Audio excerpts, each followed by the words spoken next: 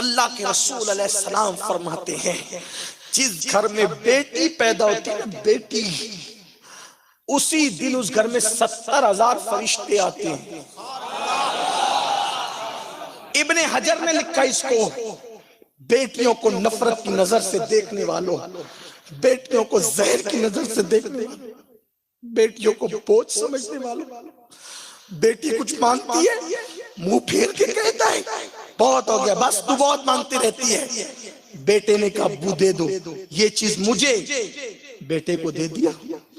اور سوتیلا سلوک کرنے والے قاہر اور ظالم ماں باپوں، بیٹے بھی قیمتی ہے، مجھے بیٹوں سے کوئی نفرت نہیں، اللہ بیٹے بھی دے بیٹیاں بھی دے، لیکن ایک طرف ایک آنکھ سے دیکھنے والوں، مجھے غصہ ہے تم پر، تمہارے سماج پر۔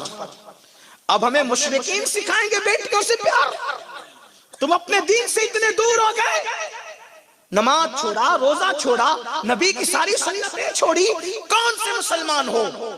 اب دوسرے آپ کو دین سکھانے لگے، دوسرے آپ کو مذہب سکھانے لگے۔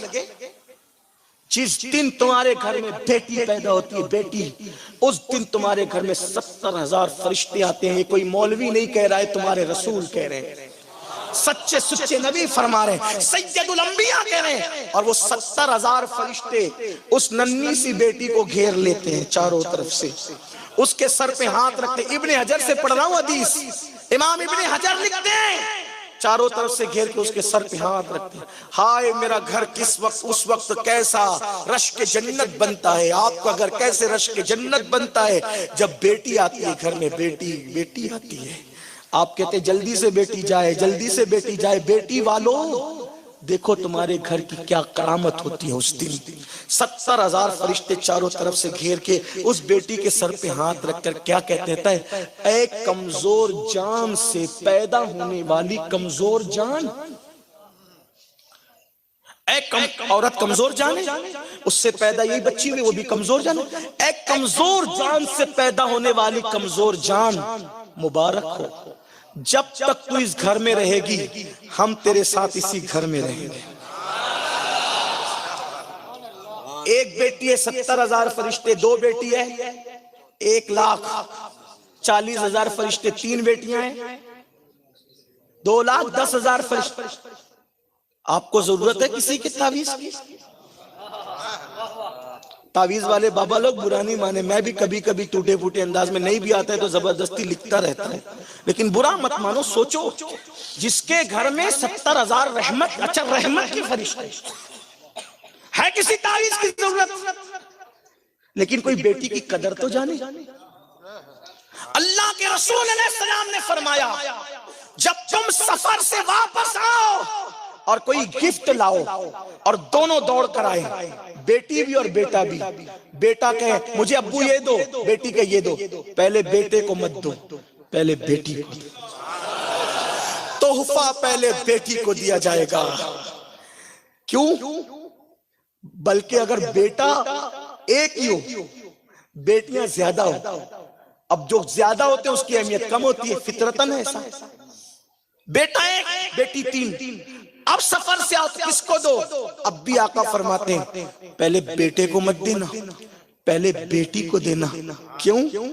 بیٹی کا دل بہت نازک ہوتا ہے، بیٹی کا دل بہت نازک ہوتا ہے۔ آقا فرماتے ہیں جس نے بیٹی کا دل توڑ دیا، جس نے بیٹی کا دل توڑ دیا اس نے گویا اپنے نبی کا دل توڑ دیا۔ حدیث پاک کا مضمون ہے، میرے آقا علیہ الصلوۃ والسلام فرماتے ہیں بیٹیوں کو برا مت کہو کیونکہ میں بھی بیٹیوں والا ہوں۔ یہ جو جملہ ہے نا، جو اپنائیت ہے، بے شک میں بھی بیٹیوں والا ہوں، آئے ہائے اس کی چاشنی کو فیل کرو نا یار، کہ آقا علیہ الصلوۃ والسلام نے اپنی نسبت فرمایا کہ میں بھی بیٹیوں والا ہوں۔ تو بیٹی تو جنت کا ٹکٹ ہے اگر دیکھا جائے تو۔ کتنی احادیث ہیں پیارے آقا علیہ الصلوۃ والسلام کی وہ پیاری حدیث کے جس کے پاس 3 بیٹیاں ہوں، حدیث کا مضمون ہے، اور اس کی اچھی پرورش کرے تو اس پر جنت واجب ہو جاتی ہے۔ تو ایک صحابی نے عرض کیا حضور کسی کی 2 بیٹیاں ہوں، آقا نے فرمایا 2 بیٹیاں ہوں تب بھی جنت واجب ہو جاتی ہے۔ اشفاق بھائی جب پہلی بار میں نے حدیث پڑھی تھی نا، تو اس وقت جب میں یہاں تک پہنچا تو میرے دل میں خیال آیا کہ میری تو ایک ہی بیٹی ہے، صحابہ کرام پر اللہ کروڑوں رحمتوں کی بارش نازل فرمائے. صحابی نے پوچھ لیا حضور اگر ایک بیٹی ہو؟ تو آقا نے فرمایا ایک بیٹی ہو پھر بھی جنت میں. سبحان اللہ سبحان اللہ. تو یعنی بیٹیاں تو اگر ہمارے گھر میں آئی ہیں تو ان کو جنت پہ لے جانے کا سامان ہے. ان کی اچھی پرورش کریں, انہیں پیار دیں, ان کے ساتھ ان کو احساس نہ ہونے دیں, بلکہ گھروں کی رانی بنا کے رکھیں انہیں پردے کے ساتھ, اور جو اس کے احکامات ہیں وہ اپنی جگہ. لیکن بلکہ یہ بھی کتابوں میں لکھا نا کہ گھر میں اگر کوئی سامان بھی لے کر آئیں تو بیٹیوں سے اس کا ابتدا کرے, بیٹیوں سے اس کا آغاز کرے. لیکن انفارچونیٹلی جو باتیں سننے کو ملتی ہیں کہ ان کی وراثت نہیں دی جاتی, ان کا حق نہیں دیا جاتا, بیٹیوں کے ساتھ برا سلوک کیا جاتا.